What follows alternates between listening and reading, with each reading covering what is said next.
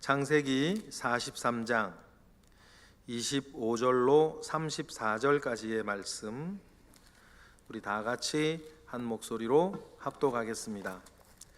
그들이 거기서 음식을 먹겠다 함을 들었으므로 예물을 정돈하고 요셉이 정오에 오기를 기다리더니 요셉이 집으로 오매 그들이 집으로 들어가서 예물을 그에게 드리고 땅에 엎드려 절하니 요셉이 그들의 안부를 물으며 이르되 너희 아버지 너희가 말하던 그 노인이 안녕하시냐? 아직도 생존해 계시느냐? 그들이 대답하되 주의 종 우리 아버지가 평안하고 지금까지 생존하였나이다 하고 머리 숙여 절하더라. 요셉이 눈을 들어 자기 어머니의 아들 자기 동생 베냐민을 보고 이르되 너희가 내게 말하던 너희 작은 동생이 이 아이냐? 그가 또 이르되 소자여 하나님이 내게 은혜 베푸시기를 원하노라. 요셉이 아우를 사랑하는 마음이 북받쳐 급히 울 곳을 찾아 안방으로 들어가서 울고 얼굴을 씻고 나와서 그 정을 억제하고 음식을 차리라 하매 그들이 요셉에게 따로 차리고 그 형제들에게 따로 차리고 그와 함께 먹는 애굽 사람에게도 따로 차리니 애굽 사람은 히브리 사람과 같이 먹으면 부정을 입음이었더라. 그들이 요셉 앞에 앉되 그들의 나이에 따라 앉히게 되니 그들이 서로 이상히 여겼더라. 요셉이 자기 음식을 그들에게 주되 베냐민에게는 다른 사람보다 5배나 주매 그들이 마시며 요셉과 함께 즐거워하였더라. 아멘. 요셉의 이야기, 조금 더 정확하게는 야곱의 집안 이야기 계속되어지고 있어요. 여러분들에게 그런 이야기를 듣게 되는데 창세기의 이야기, 특히 이삭과 야곱과 요셉의 이야기를 읽고 묵상하면서 우리 가정이나 우리 집안이 좀 보이기도 하고 또 보이면서 아쉬운 부분, 또 어떻게 되어졌으면 좋겠다라고 하는 기도의 제목, 꿈과 목표도 가지게 된다. 그래서 특별히 참 마음에 많이 와닿는 은혜가 있는 것 같다. 참 여러분들이 그런 말씀 하시는 것 같아요. 그런 은혜 받는 것 자연스러운 일이고 또 마땅한 일입니다. 한 가정이 지금 풍지박산 나 있거든요. 콩가루 집안 되어 있어요. 막 유력하게 엄청난 일들 속에 뭐 그런 일들 일어날 수 있지만 우리 개개인의 흉어물이 가정 공동체를 깨어버리고 상처를 나누어 가지게 되고, 그리고 그런 일들 속에 무엇인가 좀 고쳐지고 회복되어져야겠는데 어떻게 해야 될지 잘 모르겠고 어떻게 해야 될지 모르다 보니까 이건 아닌데 라고 하는 상황은 있고 시간은 계속 가고 있는 그 답답한 마음들이 여러 사람들에게 있게 되는 거죠. 여러분, 그럴 때 우리 창세기의 이야기를 통해서 어떻게 하나님께서 이 일들을 이루어 가시는지 우리가 곁에서 지켜보고 그 안에서 회복되어지는 은혜, 회복하는 역사가 여러분의 가정 가운데에도 있기를 주님의 이름으로 축복합니다. 여러분, 이 모든 일들 가운데 우리가 놓치지 말아야 하는 것은 이 모든 것들을 이끌어 가시는 하나님의 손길이에요. 이상한 것 하나 있어요. 하나님께서 요셉의 이야기가 시작이 되면서 하나님께서 전면에 등장하신 적이 없어요. 아브라함 때는 하나님 직접 나타나셔서, 심지어는 몸으로도 나타나셔서 역사하시고 기적도 일으키시고 야곱과는 씨름도 하시고 하나님께서 하늘에서 하나님께서 음성으로 막 여러 가지 역사를 하시는데 요셉의 이야기가 시작이 되어지면 하나님께서 전면에 나오질 않으세요. 며칠쯤 뒤면 야곱이 자기의 믿음 가운데에서 가나안 땅을 떠나는 것을 두려워할 때 하나님께서 요셉에게 제사를 드리는 야곱에게 두려워하지 말고 애굽으로 가라라는 음성을 주시는 건 하나가 나오기는 해요. 그런데 그걸 빼면 그것도 야곱이 있었던 일이고, 요셉을 중심으로 생각을 하면 하나님께서 전면에 나타나서 내가 그니라 그런 거 안 해요. 그런데 여러분, 그렇다고 해서 하나님께서 요셉과 함께하지 않는 건가? 하나님께서 요셉에게 은혜를 주시지 않은 건가? 하나님께 요셉에게 기적을 주시지 않은 건가? 그건 전혀 아니에요. 그러면 하나님께서는 아브라함과 이삭과 야곱에게는 그렇게 하셨는데 요셉에게는 그렇게 나타나시지 않을까? 차이는 뭘까? 왜 그렇게 하셨을까? 이 부분에서 여러분 좀 더 성숙한 신앙을 배우셔야 되는 거예요. 저도 하나님으로부터의 기적 참 많이 경험을 한 사람 중에 한 사람이라 저는 생각을 하는데요, 매사에 매번 하나님께서 짠 나타나지 않으세요. 그리고 하나님이 요셉에게 하신 것처럼 우리를 둘러 이끌어 가시는 은혜들이 있어요. 그리고 하나님이 우리를 둘러 이끌어 가시는 은혜들이 있을 때 중요한 것 하나 우리 가운데 필요해요. 요셉을 보면서 뭐냐면 순종하는 거예요. 순종하지 않으면 여러분 하나님의 어떤 은혜도 여러분께 될 수 없어요. 순종한다라고 하면 무엇인가 넘어가야 할 고비가 있다는 뜻이기도 하죠. 자연스럽게 되어지는 일을 순종이라 말하진 않으니까, 순종을 하려면 뭔가 넘어가야 할 고비라는 것이, 넘어가야 할 고개가 있어요. 그 고개를 넘어가야 순종이 되는 거예요. 근데 그거 안 하고 뭔가 이루어지길 원하는 건 도둑놈이에요. 그거는 도둑놈 심본 거지. 그러면 요셉이 어떤 일에 순종을 하여서 하나님이 짠 나타나서 홍해를 가르고 하늘에서 음성을 내리고 이런 그런 놀라운 어떤 신비한 기적이 없음에도 불구하고 하나님께서 요셉에게 함께 하시는 방법을 먼저 배울 필요가 있어요. 맨 처음 보세요. 이거 기적 아니에요? 요셉이 아버지 야곱의 심부름으로 형들에게 세겜에서 양을 치는 형들을 찾아 도시락과 식량을 갖다 주러 가요. 그런데 가니까 어때요? 형들이 거기 없지요. 그런데 때마침이란 단어를 계속 써볼게요. 때마침 어느 사람이 길을 지나가요. 요셉이 물어요. 나 형들을 찾는데 형들이 어디에 있는지 모르겠다. 그런데 그 사람이 때마침 말을 해요. 내가 들었는데, 그들이 소리치는 걸 우연히 들었는데 어디 간다고 그러더라. 그러면요, 요셉은 자기들 미워하는 형들이 미워하는 걸 알아요. 그래요? 그러면 세겜이 없으면 바로 그냥 집으로 가든지, 없던데요? 그러면 되는 거 아니에요. 세겜에 갔는데 형들이 없던데요? 아유, 배고프고 약식 떨어지면 들어오겠죠, 집으로. 그렇게 하면 되는 거 아니에요. 그런데 요셉은 그렇게 하지 않고 묻고, 그 사람이 때마침 얘기해 준 그걸 만난 것도 기가 막히지. 따지고 보면 때마침 그 만나서 들은 이야기를 해준 사람을 쫓아 형들에게 가요.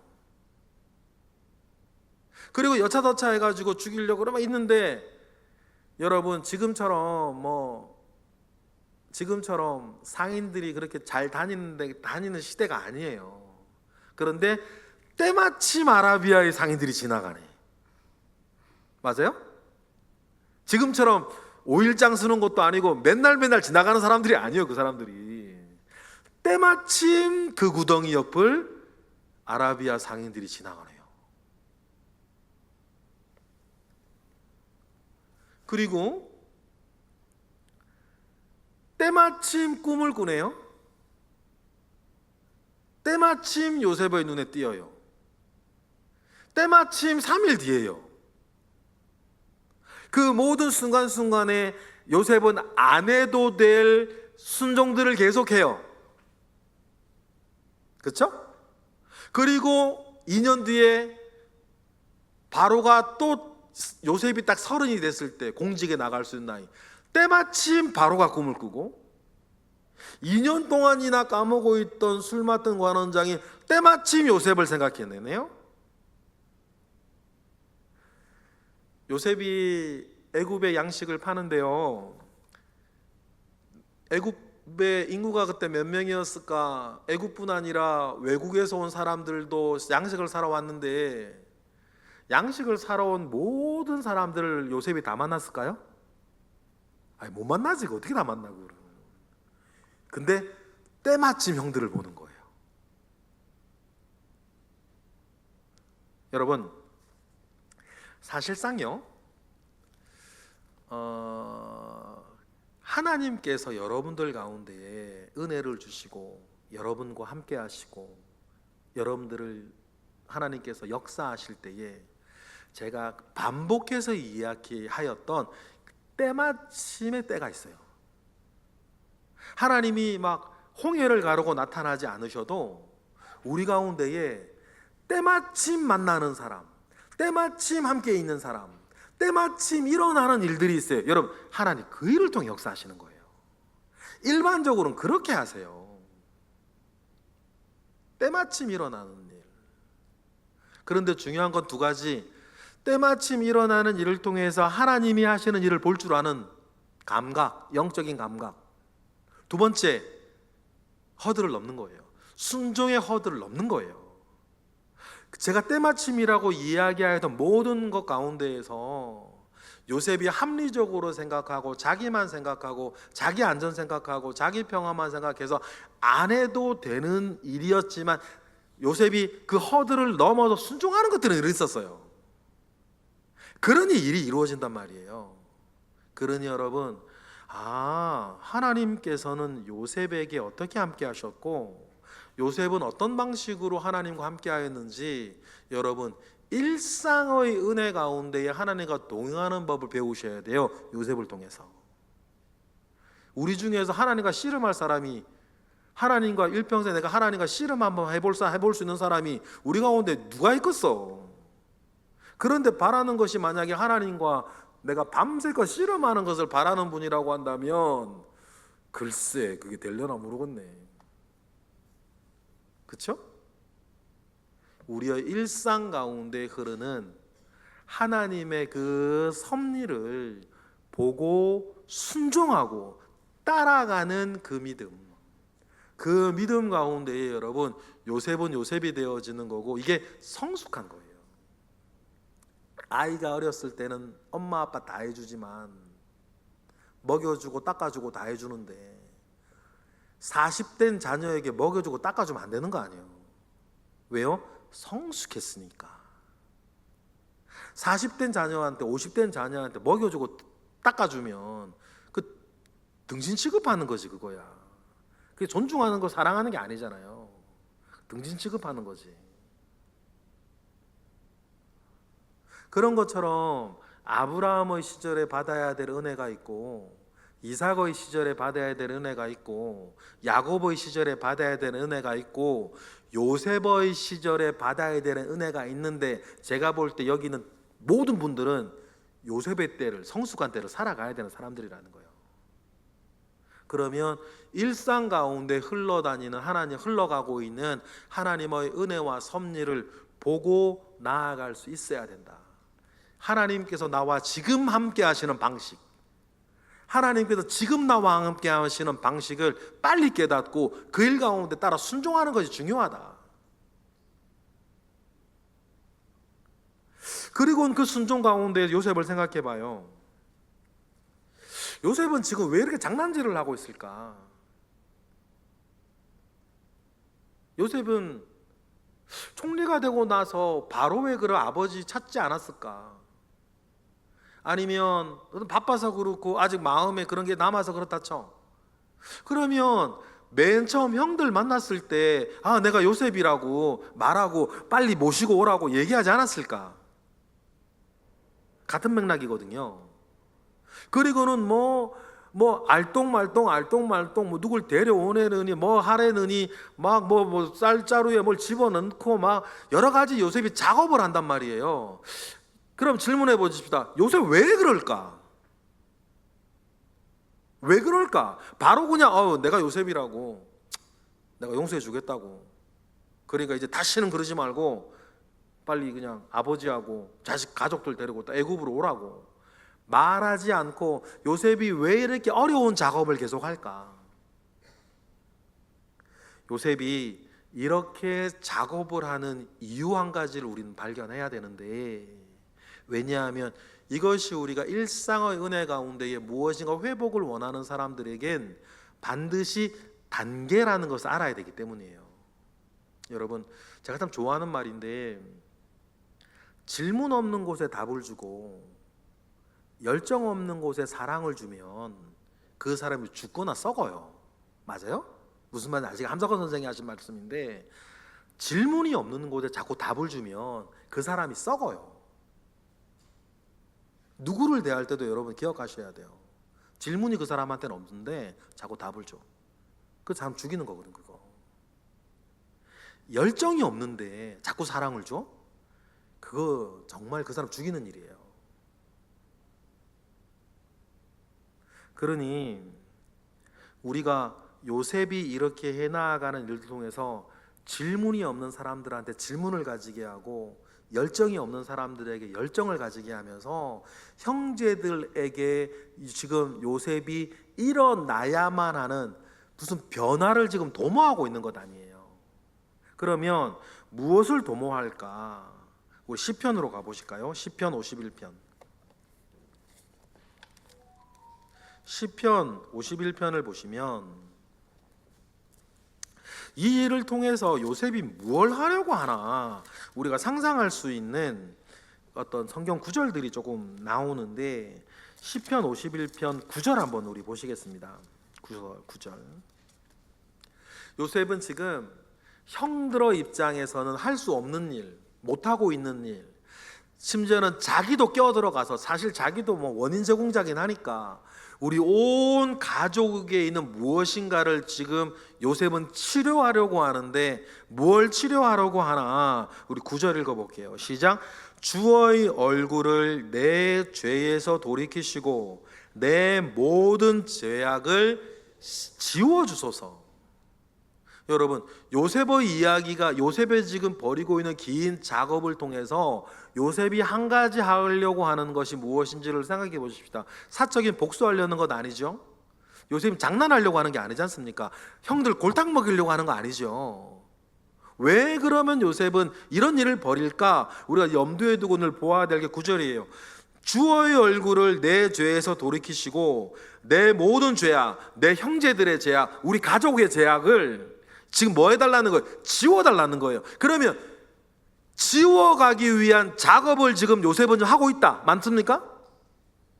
무언가를 자 고백하게 하고 생각하게 하고 반성하게 하고 회개할 수 있는 그 기회들 자꾸 주는 거예요. 이런 일들을 통해서. 그래서 요셉이 바라는 거 10절 읽어볼까요? 시작. 하나님이여 내 속에 정한 마음을 창조하시고 내 안에 정직한 영을 새롭게 해달라고.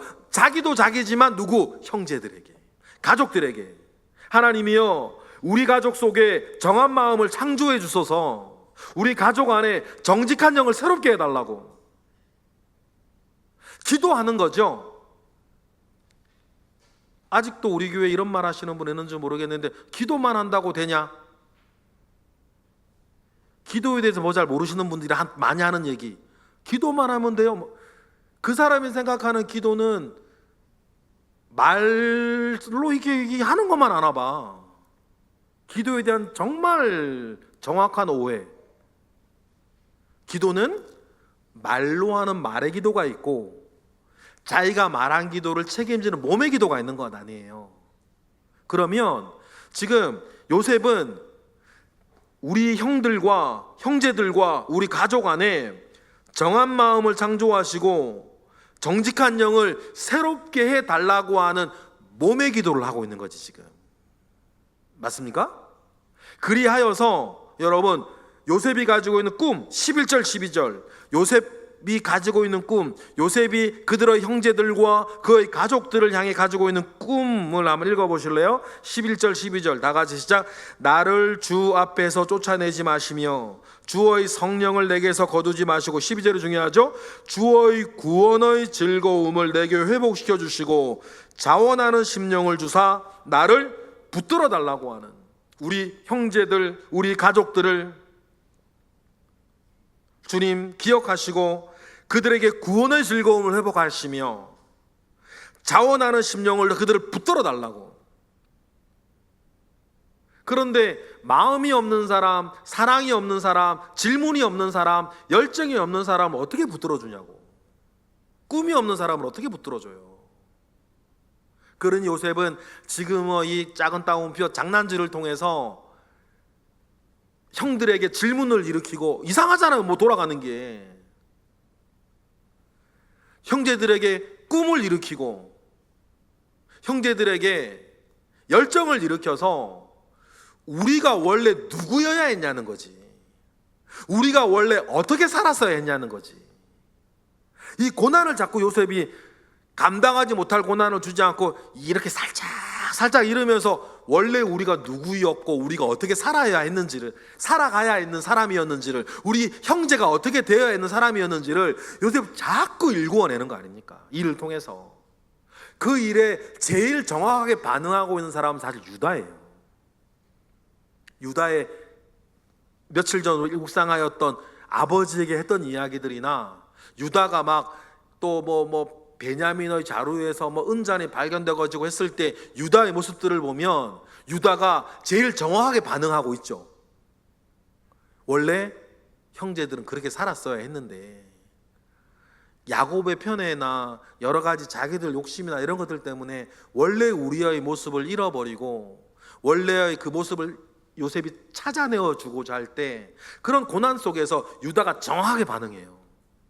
그리고 유다의 그 모습을 보고 나중에는 요셉이 이만하면 됐다 싶었는지, 아니면 유다의 그 모습을 보고 그래, 내가 원했던 형들의 모습은 저런 모습이었다, 요셉이 여지없이 무너져가지고 그때 내가 요셉이라고 얘기가 그러잖아요.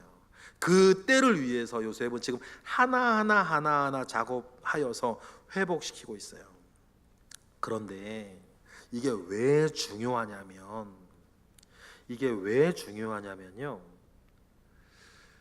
처음으로 돌아가 봅시다. 아브라함 때로. 하나님께서 아브라함에게 내가 지시할 땅으로 가라고 하란에서 말씀하실 때 하나님께서 아브라함에게 약속하신 건 두 가지였어요. 땅하고 후손이었단 말이에요. 땅은 점점 이루어지고, 조금이지만 이루어지고 있어요. 막벨라 굴도 샀고 세겜도 샀으니까. 그런데 하늘의 별과 같이 많은 후손, 바다의 모래와 같이 많은 자손에 대한 꿈을 주셨는데 그 일들이 지금 이루어지고 있어요. 작게나마. 그런데 중요한 거, 별처럼 많으면 뭐하고 모래처럼 마르면 뭐해. 모래 알갱이들끼리 지금 요 모양 요 꼴인데, 제가 무슨 말씀하시는지 아시겠죠? 아니, 자손들이 하늘의 별처럼 많으면 뭐해.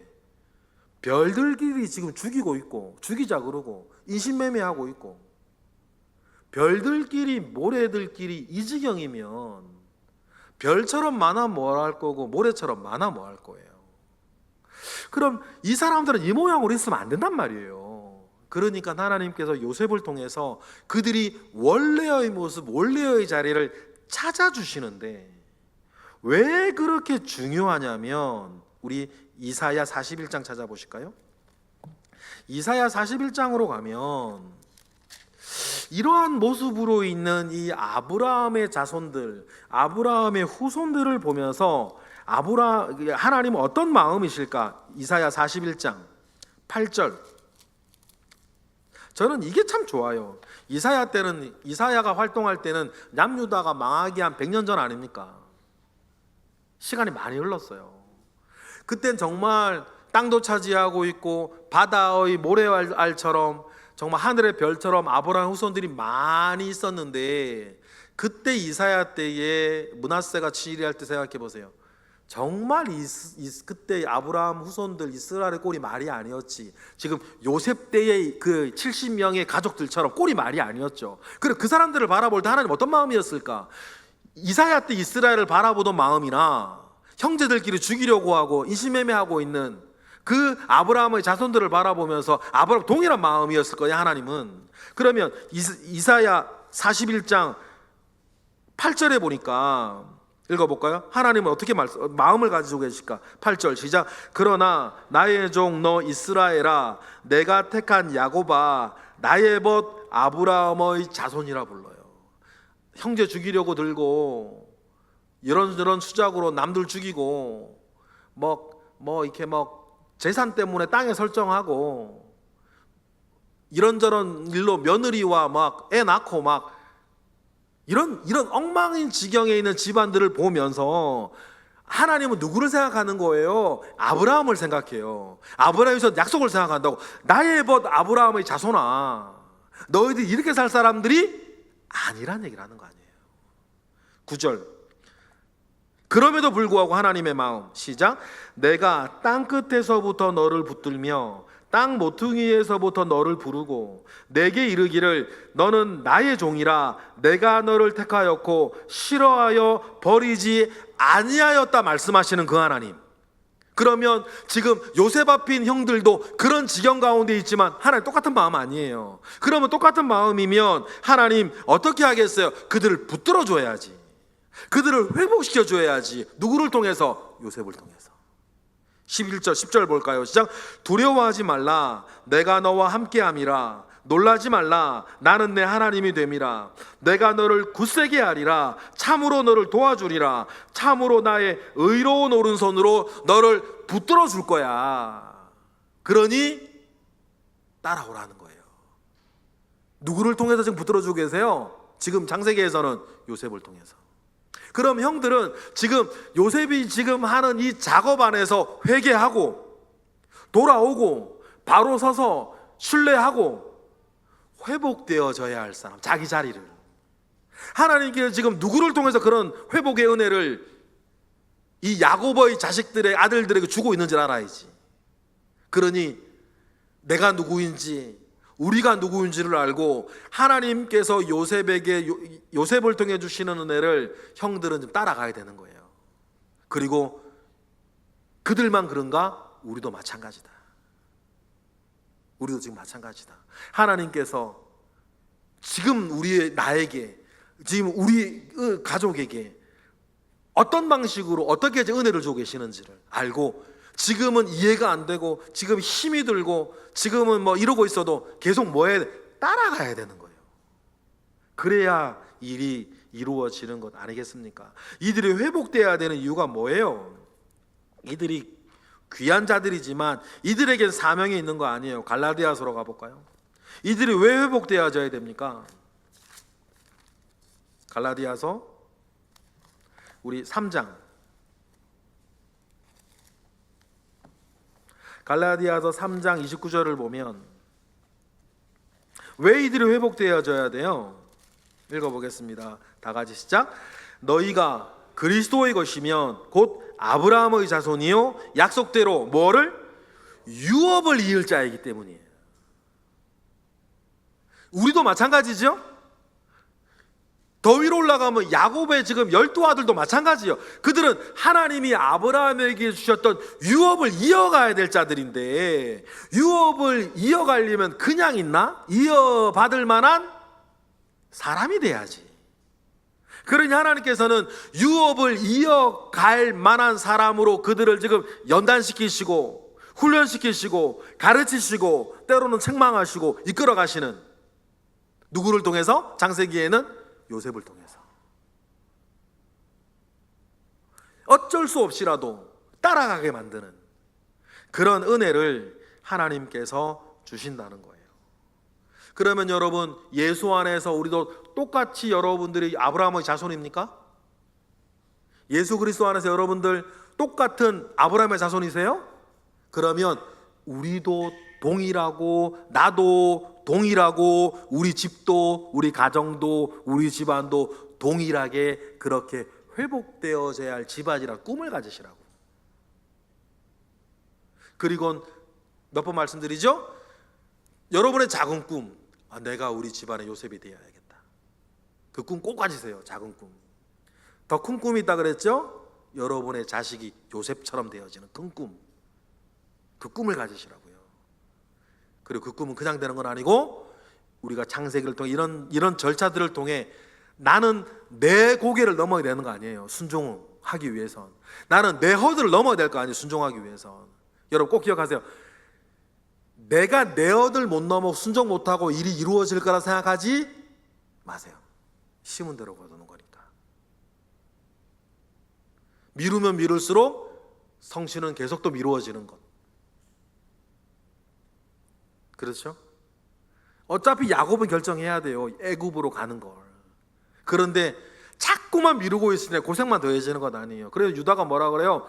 벌써 아버지가 일찍 결정해서 두 번은 더 갔다 왔겠다고.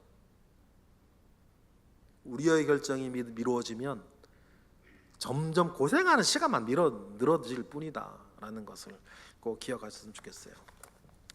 그래 오늘 본문으로 다시 돌아오면 점심 식사하겠다고. 이것도 이상한 거예요. 신앙사로 갔는데 우리나라에 지금 총리가 없어가지고 대통령도 지금 없어가지고 좀 뭐라 그렇지만 나는 그저 제3세계 노동자 저 필리핀에서 일하고 돈 벌러 대한민국 왔는데 이유 없이 대통령이 청와대로 불러가지고 밥 먹자 그러는 거 아니에요 지금. 근데 그 꼴이거든 지금요. 그래서 점심때 요셉이 왔어요. 아버지 안부 묻고 베냐민 작은 동생이냐. 여러분 오해하지 마세요. 이때 작은 동생 아니에요. 나이가 30 넘었고 이때 베냐민 애가 10이에요 지금. 이때 베냐민은 나이가 30이고 자식이 10명이에요 지금. 그런데 요셉 눈에는 여전히 어린 동생인가 봐. 그런 거 있으세요? 여전히 나이는 50, 40이 됐는데 여러분들한테는 여전히 어린 동생인 거 있으세요? 그런 거 있어요? 우리 이해하죠? 한편 이런 생각을 해봤어요. 오늘 아침에 묵상을 했는데 야곱이 요셉과 베냐민을 왜 이렇게 편애할까? 오늘 본문 보면서 그 생각을 했는데 요셉은 베냐민을 보면서 왜 이렇게 울컥했을까?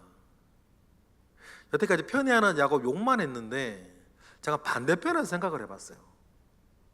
그러니까 한편 이런 생각이 들었어요. 엄마 없이 자라고 있는 두 아들, 맞아요? 다른 자식들 엄마가 있어. 그죠? 레아도 있고 실바도 있고 비라도 있고 다른 자식들은요 엄마가 다 있어요. 근데 요셉하고 베냐민 엄마가 없어. 베냐민이 낳다 라헬 죽잖아요. 그러면 한편 야곱 입장에서는 집안에 엄마 없이 자라고 있는 두 아들 마음이 갈 것 같아 제가 봐도. 왜냐하면 그 집안에 이 두 아들은 자기 편이 없잖아요. 루벤도 자기 편 있고 유다도 자기 편 있고 스불론, 납달리도 자기 편 있는데 요셉하고 베냐민은 그 집안에 자기 편이 없네. 엄마가 없으니까.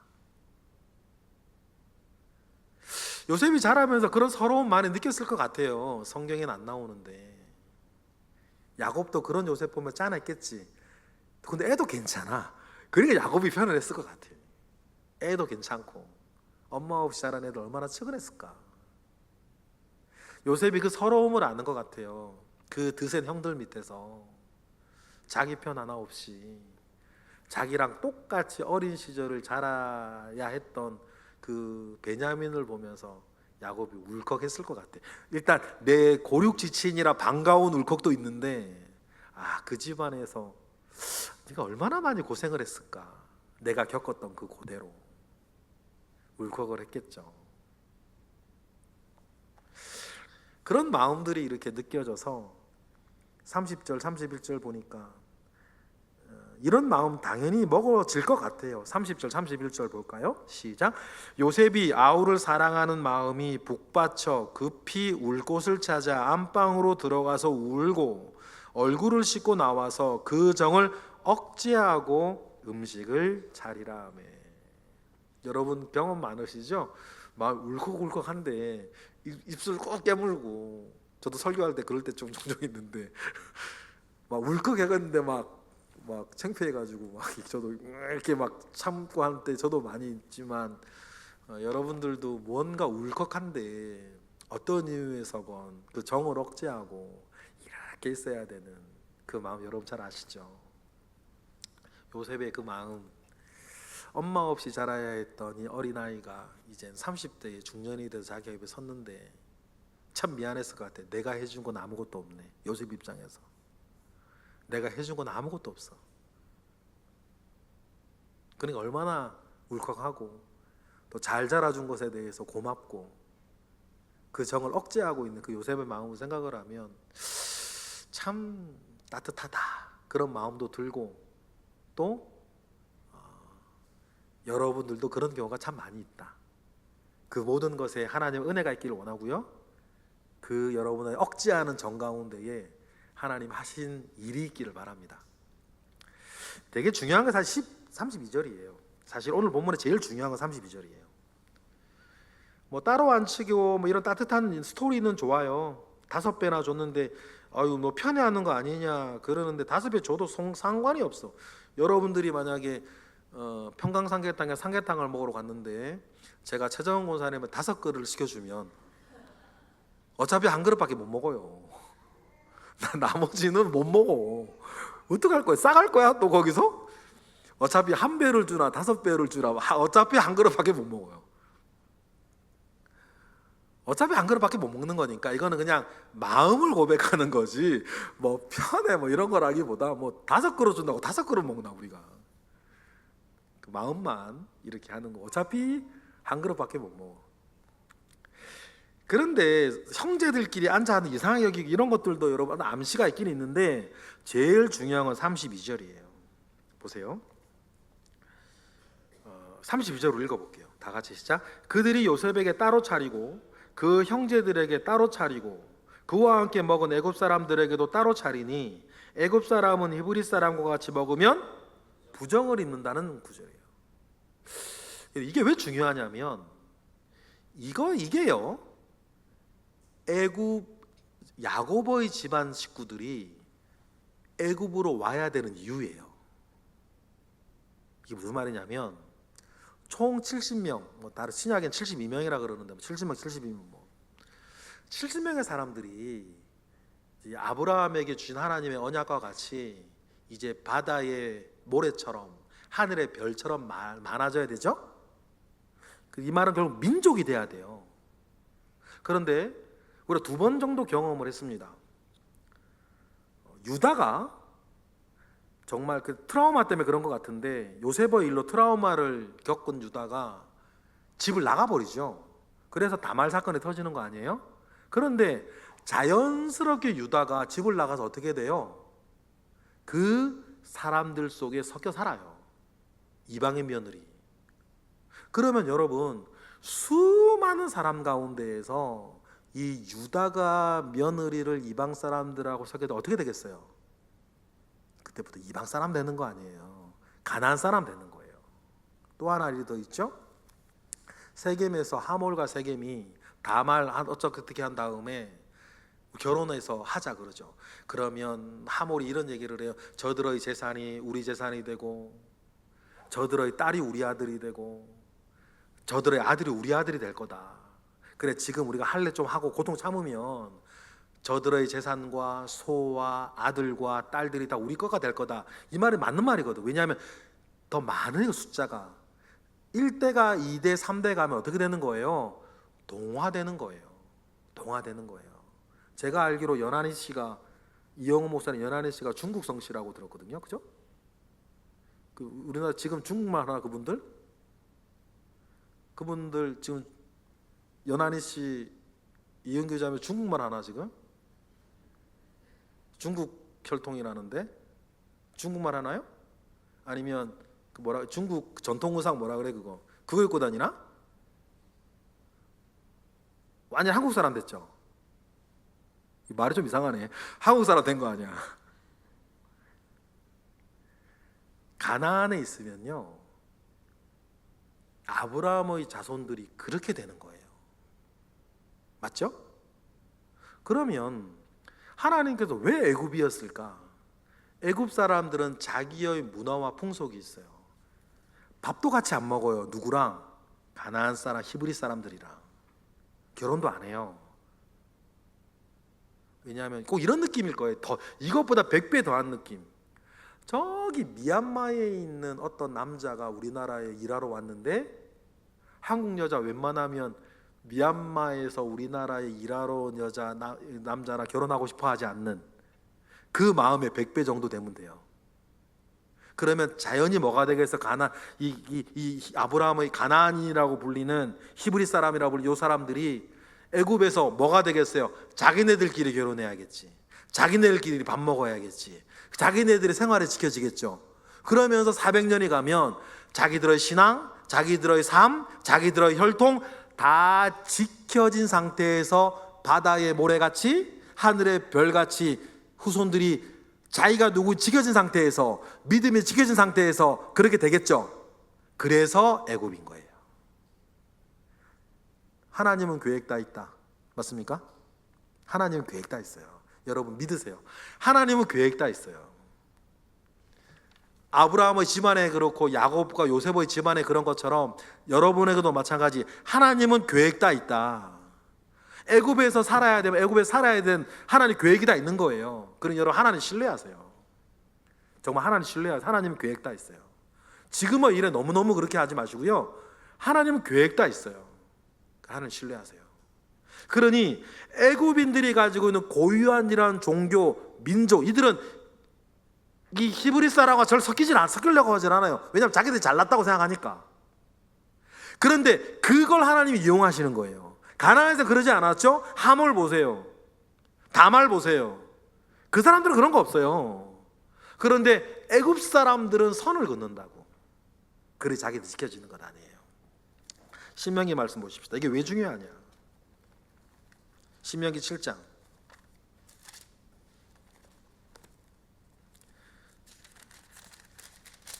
이제 400년이 지나 민족을 이룬 이스라엘이 가나안으로 되돌아가기 직전 신명이 아닙니까? 그때에도 하나님께서 이 70명을 애굽으로 빼내었던 것처럼 이제는 애굽에서 빼있던 이 민족을 이룬 이스라엘이 가나안에 되돌아갈 때에도 하나님이 분명히 선을 그어주시는 게 있어요. 신명기 7장 3절 읽어볼까요? 다 같이 시작.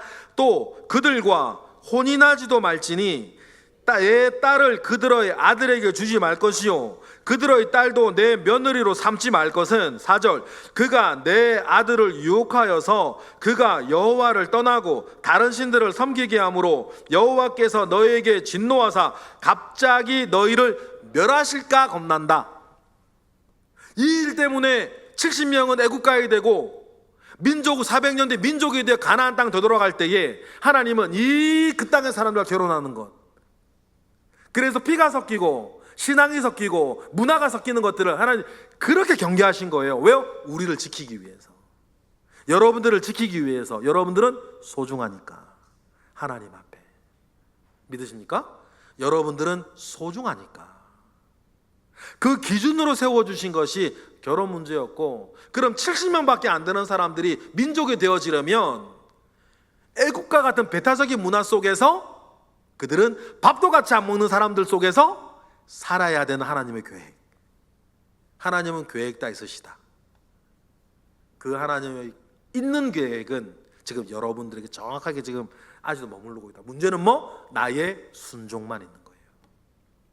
하나님께서 홍해를 가르고 하늘을 가르고 갈멜살에 불 내리는 것처럼 그런 기적과 같은 일은 아니라 하더라도 요셉의 일생에 그런 거 없어요. 하나님이 나타나지도 않아요, 요셉 때는. 그런데도 요셉은 일상 가운데에서 자기 고개를 넘어 하나님 늘 순종하니 그런 요셉을 통해서 하나님은 지금 이스라엘을 지키고 이스라엘을 회복하고 이스라엘을 살려나가는 거 아니에요. 그러한 은혜를 받아 누리시는, 기억하시고 하나님을 신뢰하시는 저와 여러분 되시기를 주님의 이름으로 축복합니다. 기도하겠습니다. 하나님 감사합니다. 크신 은혜 가운데에 우리와 함께 하시고 크신 능력 가운데에 우리와 함께 하셔서 하나님이 하시는 일을 요셉을 통해 보게 하시고 하나님이 하시는 그 일이 나에게도 일어나기를, 우리 집안에도 일어나기를, 그래서 내가 요셉과 같이 쓰여지기를 하나님 우리가 바라오니 그 은혜, 우리의 소망 가운데 주님 함께 하시옵소서. 예수 그리스도의 이름으로 기도드렸나이다. 아멘.